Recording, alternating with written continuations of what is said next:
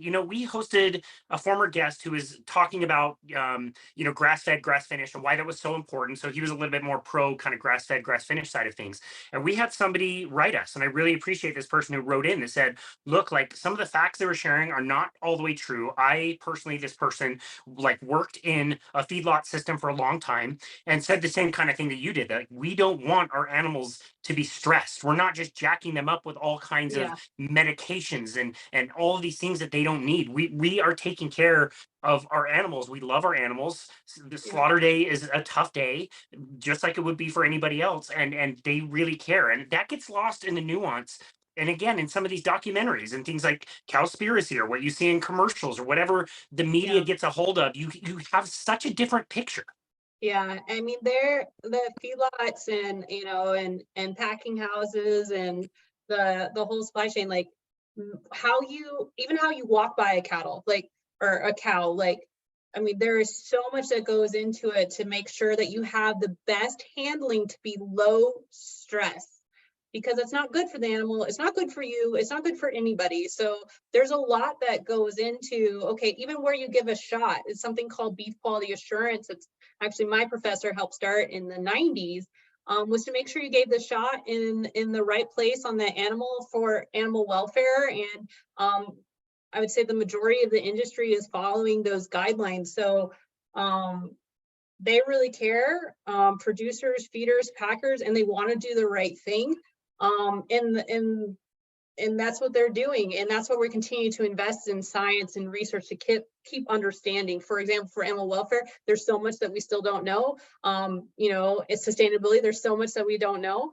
So we'll just continue. It's a continuation. I think everyone just kind of sees it as an endpoint, animal welfare and sustainability, but it's going to be a continuous journey. It's just like human medicine, right? We don't want to go back 100, when someone says, I want food systems that we had 100 years ago.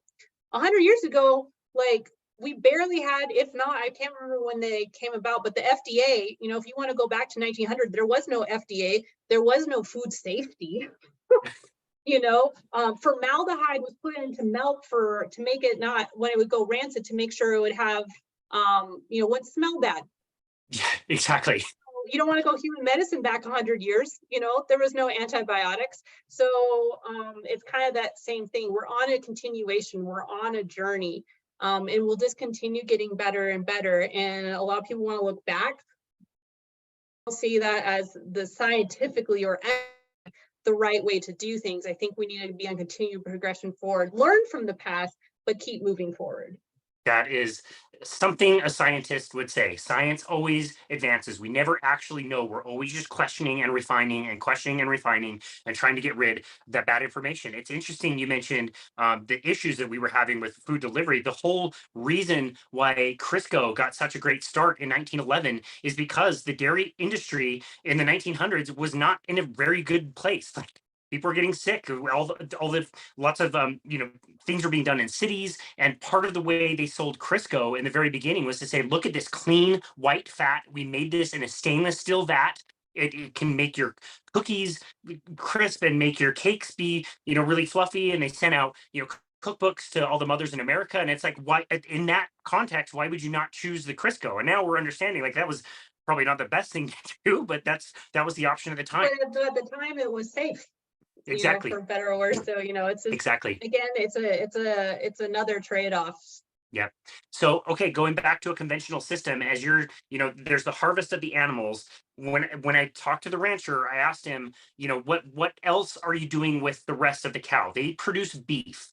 They don't do other things with other parts of the cow. And he kind of felt bad about it. He's like, you know what? We have to put the cow back into the earth after we've taken the beef from it. We currently don't have a use for the rest of the animal. And I told him, like, to me, that's not wasting. That is returning a life back into the planet, which is going to restore nutrients and keep that cycle going. But it also occurs to me that in a more conventional system, they're probably doing a pretty darn good job of using the entire cow. Is that right? I love that you brought that up. I think you saw my tweet the other day that says beef is so much more than just beef. And just talking again, it's sustainability of scale. So if you're at a larger scale, you can do so much more. So What is so amazing about packing houses in the US is just tallow production. Tallow can be used for biofuel, and that's, fat that is not eaten, that's, rendered out. Bone meal, the hides for leather. It's like, all of the, the rugs and the car seats, all of those things.